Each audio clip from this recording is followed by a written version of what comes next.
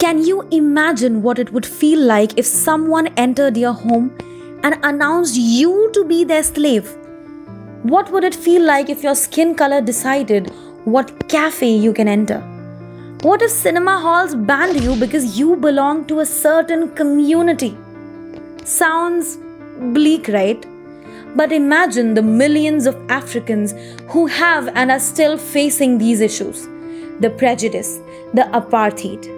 Current South Africa is home to many different people, cultures, and communities. So much that it's been nicknamed the Rainbow Nation. But sadly, there was a time when there was a huge racial divide in the country. Most black people worked in low-paid jobs and lived in poor communities with poor facilities.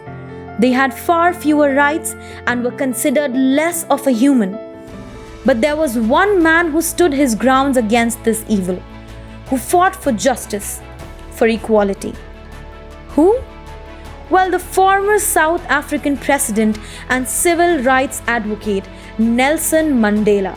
Our major weapon of struggle against apartheid oppression and exploitation is our people organized into mass formation of the democratic movement. The man who dedicated his life to fighting for equality and ultimately helped topple South Africa's racist system of apartheid. His accomplishments are now celebrated each year on July 18th as the Nelson Mandela International Day. But did he fight apartheid? What exactly did he do? Well, this video will help you answer all these questions. In this video, we will discover who was Nelson Mandela.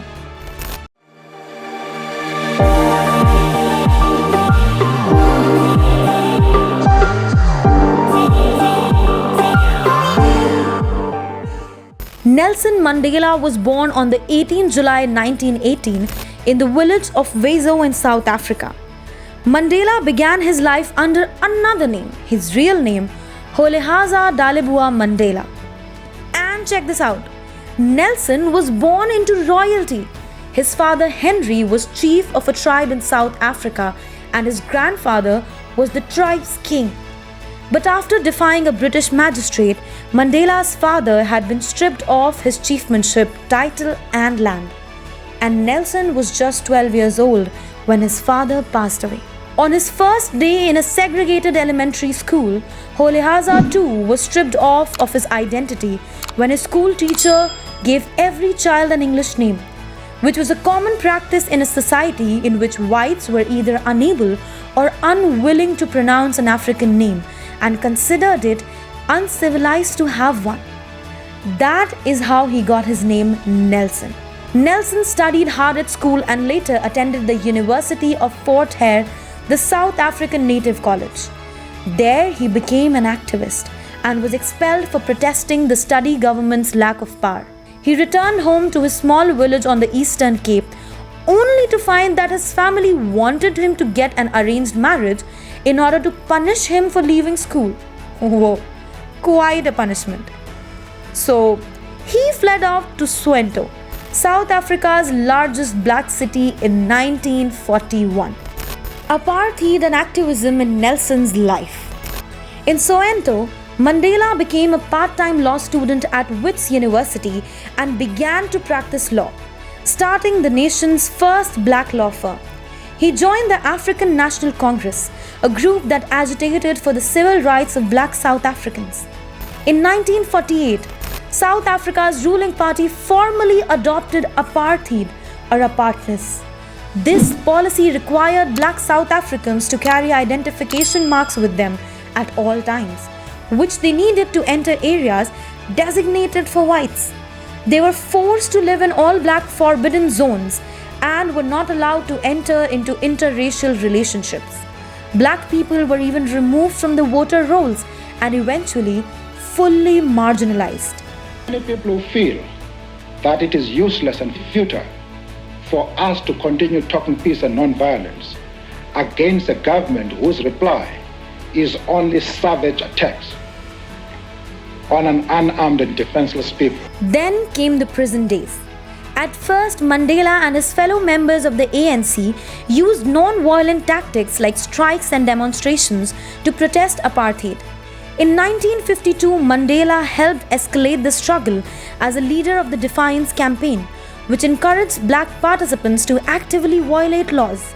More than 8,000 people, including Mandela, were jailed for violating curfews and refusing to carry identification passes and other offences. After serving his sentence, Mandela continued to lead protests against the government. In 1956, he, along with 155 others, were tried for treason. He was acquitted in 1961 and lived in hiding for 17 months after the trial. One of the things that is difficult for me to comprehend is that we spent such a long time here. But there were painful moments because the apartheid regime was an expert in persecuting people psychologically. Over time, Mandela came to believe that armed resistance was the only way to end apartheid. In 1962, he briefly left the country to receive military training and gained support for the cause, but was arrested and convicted soon after his return for leaving the country without a permit. Then, while he was in prison, police discovered documents related to Mandela's plan for guerrilla warfare. They charged him and his allies with sabotage. Mandela and the other defendants in the ensuing Rivonia trial knew they were sure to be convicted and executed.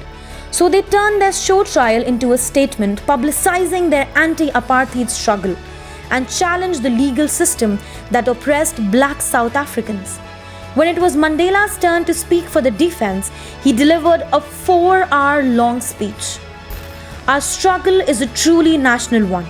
It is a struggle of the African people, inspired by our own suffering and our own experience. It is a struggle for the right to live. I have fought against white domination, and I have fought against black domination. I have cherished the idea of a democratic and free society. Mandela was committed to the ideal of a free society. Mandela wasn't put to death, but in 1964 he was sentenced to life in prison. He was allowed only one 30-minute visit with a single person every year and could send and receive 2 letters a year. Over his 27 years of imprisonment, Mandela became the world's best-known political prisoner. His words were banned in South Africa, but he was already the country's most famous man. His supporters agitated for his release, and news of his imprisonment galvanized anti-apartheid activists all over the world. In 1990, in response to international pressure and the threat of civil war, South Africa's new president, F.W. de Klerk, pledged to end apartheid and released Mandela from prison. I stand here before you not as a prophet, but as a humble servant of you, the people. I place the remaining years of my life in your hands. But did apartheid end? Sadly, no. Apartheid did not immediately end with Mandela's release. At 71, Mandela negotiated with de Klerk for a new constitution that would allow majority rule. Apartheid was repealed in 1991, and in 1994 the ANC, now a political party, won more than 62% of the popular vote in a peaceful democratic election. Mandela became the president of a new nation, South Africa. Never and never again shall it be that this beautiful land will again experience the oppression of one by another. How was the post-apartheid leadership? Well, Mandela served as a president for 5 years. Among his accomplishments was South Africa's Truth and Reconciliation Commission, designed to document human rights violations and help victims and violators come to terms with their past. After leaving office in 1999, Mandela spent the remainder of his life working to end poverty and raise awareness of HIV and AIDS. He died in 2013 at age 95. So what's special about the date July 18th? Well, every year on July 18th, he is remembered on Nelson Mandela International Day, a United Nations holiday that commemorates his services and sacrifices. It is a reminder that Mandela's work is not yet done, an opinion shared by Mandela himself. To be free is not merely to cast off one's chain, but to live in a way that respects and enhances the freedom of others. He wrote in his autobiography, "The true test of our devotion to freedom is just beginning."